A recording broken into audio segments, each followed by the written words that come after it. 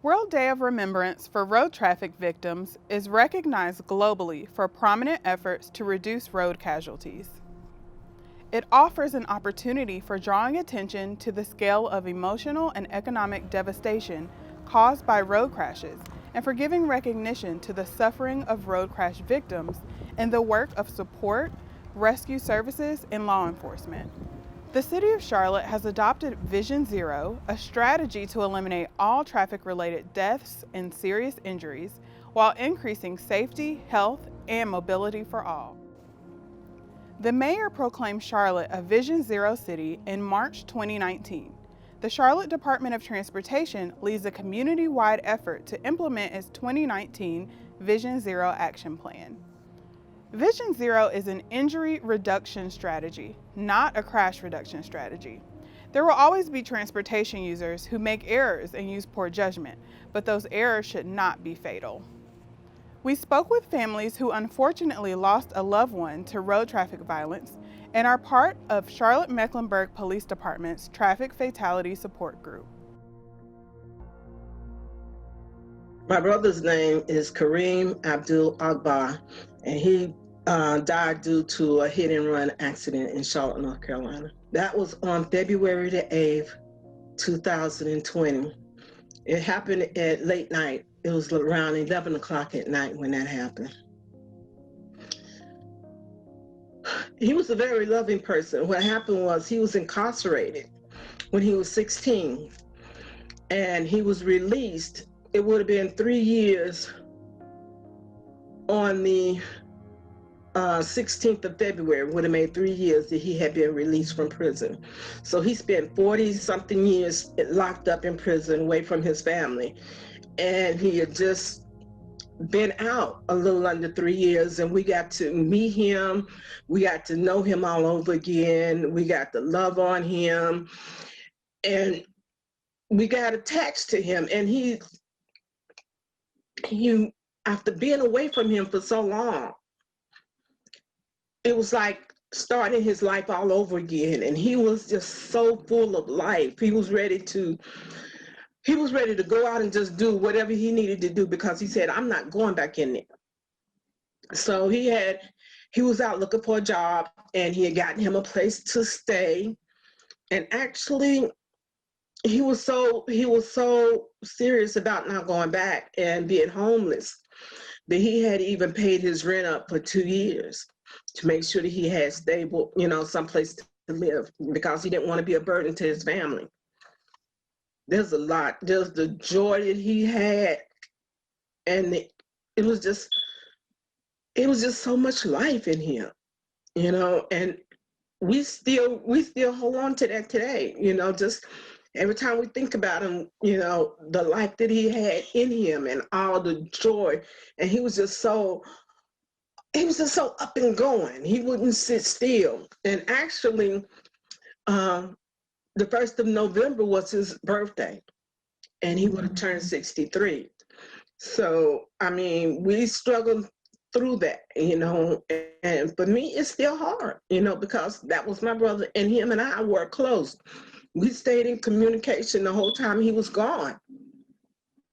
Then he came and lived with me for 2 years after he was released. So he was a big part of my life. Him and I had already made plans, things that we wanted to do, once I moved back to Charlotte, because at the time he was released, I was in York, South Carolina. So we had made a lot of plans. So it's just a lot, I would have asked that people slow down, pay attention. And even if you did, so no matter what it is, you stay there, and don't run away from your problems. Whatever it is, you just stay there, and let whatever happens. I've been in that situation where I hit somebody late night because she walked out in front of my car. But what I didn't do was leave. I stayed there. And she survived, and she's walking around today. Her family said, we don't hold you responsible because she was under the influence. Mm-hmm. But still, you don't You don't do that. You don't leave somebody's body just, somebody's loved one just laying there and you hit something. There's no way possible you cannot know when you hit something. You just don't do that. Because now we're struggling with who the person was. Why? Why would you just drive away? I understand fear, because at the time that it happened to me, I wanted to leave. But my mom always taught me to be responsible, and whatever happens, you take ownership. So I just ask that y'all slow down and take ownership. If it happens to you, just remain there to see. You never know what the outcome is.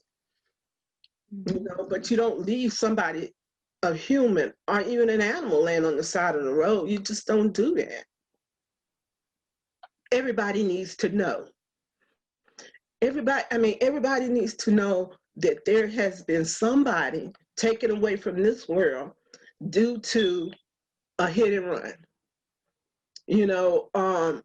or for whatever reason, they're no longer here. It wasn't by their choice. It wasn't natural causes. And it also gives us a day to remember those people that are no longer here, and to bring awareness to our community, that these things are happening, and we need to be aware of them. We need to slow down, pay attention at night. If you're out there, to use reflective clothing, make yourself seen at night. And if you're driving, please don't drink, because that can block your sight, and your judgment. So it's awareness, on this day. It's a lot to me, and I thank God for it.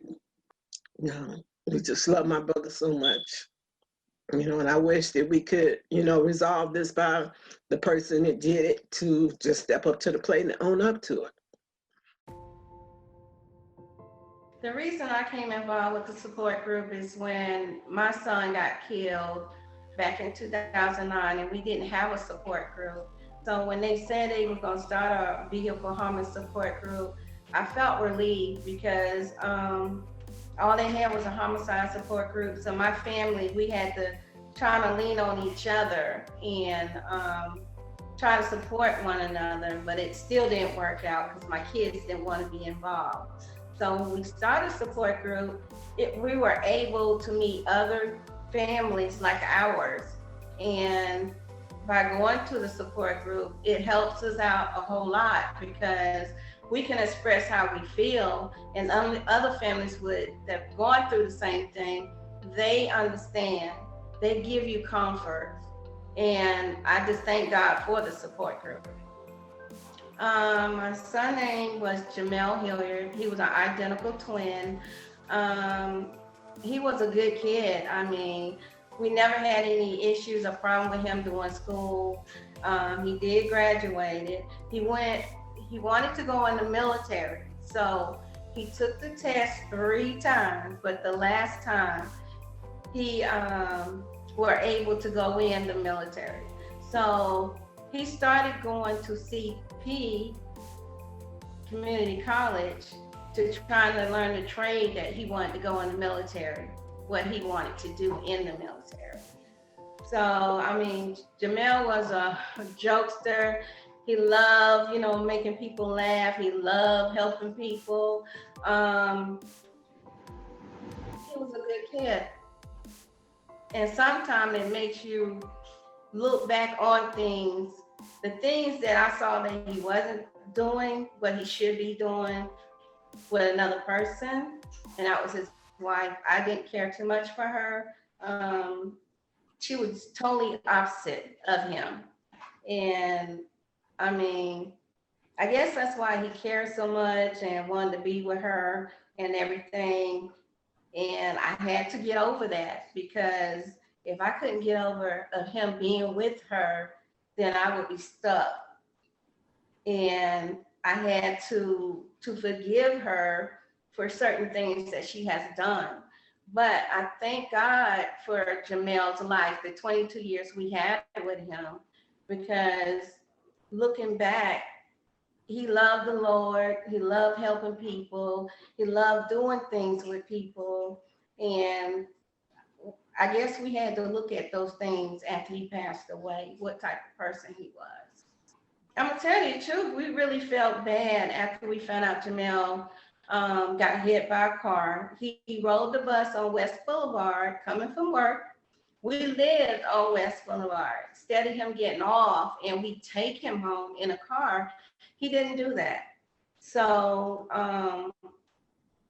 after he went and rode the bus, he lived across Billy Graham Highway. And at the time, it was on a Sunday night, and they didn't have any buses coming to where he lived. So what he had to do is get off West Boulevard down the Boulevard home and cross over to Billy Graham. But that we learned and heard that he had crossed in the media. He already was in the media. Two young ladies were drinking and driving that night. What they did was they were swerving and went into the media and hit Jamel. They were doing 55 miles per hour, threw him 160 feet away from the place that he got hit. The things that I heard in court was, instead of them getting out of the media, they went forward and they hit him again and left him out there with no help. The young ladies watched the news that morning, found out that they killed someone. They came out in court. They went to Bank of America on Freedom Drive. They drew some money out. They had pictures of them at the ATM. They crossed over to AutoZone and bought a tarp that morning. So what they did, they covered the car for 2 weeks until they had the money to get it fixed.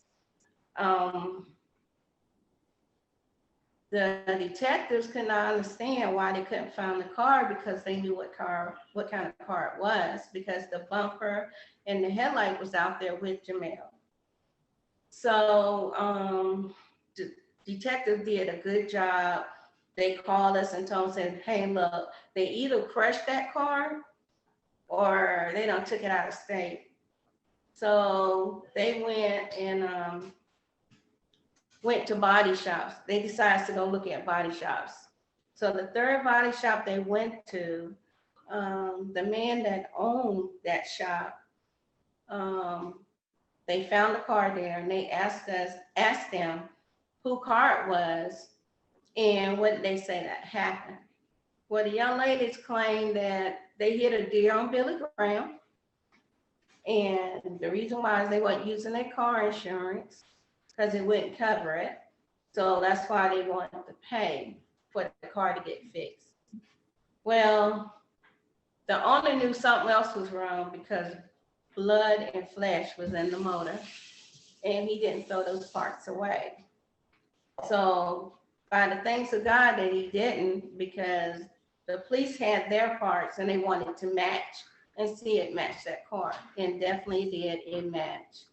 So the young lady that owned the car, she wasn't driving. She was passed out in the back seat. And the young lady that did drive the car, they were just party girls every weekend, going to clubs, drinking. I mean, just doing what they do. And at first I was angry. I was upset. I wanted to hurt them as well as they hurt us. I wanted them to feel pain. But as I thought about it and I prayed about it, and I said, no, I'm not going to do those things. I'm just going to trust God, do what we have to do, and God will handle it. The reason I think that's why it's so important to our family and other families that, if we can share our story, let, other people know, maybe they're able to show the ones that were drinking and driving these interviews that we have to know that we are real people, and it does hurt real bad. So I mean, anything they can do for somebody else that's been through this, you're willing to help, you're willing to do whatever you need to do to give that family a support. And that's how I feel about our support group. Because there's days I'm okay and I'm talking, and there's days that I'm not. Be crying, apologize why we're in the group, why I'm crying and everything like that. But that's nature's course. You're going to have good days and you're going to have bad days. And that's why it's so important that we do things with the group, or we have to do things with the state or whoever we have to do. It's like giving us strength to do those things and to have support. And it makes you feel good when you can help somebody else have support as well. Because I don't wish this on nobody. Nobody should join our group. I really don't think so, because it's not easy. So whatever we can do to help other support we can do for anybody, we are there. And that's the reason why I'm so happy and so glad that we can do, any talking to show people, hey, we know you got feelings. And that's how I feel about those girls. Once I was angry and mean and upset, but now I just feel like, they done lost a part of their life too. And they're gonna have to live with it for the rest of their days. I wish we could stand out there, show people, all the people that got killed with vehicle homicide support group. That's the impact I think that we could do. It's not saying that we go on the highway, but if we can go through the city, showing our family members, speaking out, telling people our story. And I think that would change a whole lot. Because if they don't hear it, then they don't know. Right. And by drinking and driving, that's not good spirit. Let me put it that way. It's not a good spirit to drink and drive, or take your eyes off of what you're doing and you end up hitting somebody. And it's not okay, because both sides lose. Both sides. And I can't imagine getting up in the morning, know you hit somebody and you got to live with it for the rest of your days. Not only the family feel bad, but the person that did this crime, they feel bad too, because they got to live with it. My name is William Ratliff. I've been a part of the traffic support group for a little more than 2 years now. It's a group that no one really want to be a part of, but due to the fact that I lost my daughter to a traffic fatality, one of my scholars, Sierra Anitra Ratliff, she was a pretty bright young lady, very humble, very, I just figure I owe it to her to try to put out the awareness. I was hoping to make a difference and see can I help bring about change. She always believed in unity and just wanted to see the world get along. She just believed in love and just enjoying and being at peace with one another. She kind of loved everybody. She never thought the worst of anyone, and she would take a back seat to anybody. She was just a person that you just can love her because you are more important to her than she is to you. She was just that type of person. She always put everybody else above her. Things will never be the same. It's kind of got me a little more aware, a little more protected over my children and, the traffic and crossing. Pay a little more attention to, what they're doing. And and the situation and area around you got to just pay more attention. Pay attention, because you know people not always have their mind on what they're supposed to have their mind on, you know, and you know, you on the road, it's your job to pay attention and look out for the other person who might not be paying attention, and proceed with caution. Just be aware. This kind of be on guard. Expect the unexpected. That's expect the unexpected. Yeah, it can happen. It'll be too late when it happens, so you have to act like, you know, it could happen when I least expect for it to happen. It can happen. Whether it makes a big difference, you know, your headlights makes a difference. Keeping up of your windshield makes a difference. You know, you just have to do your part.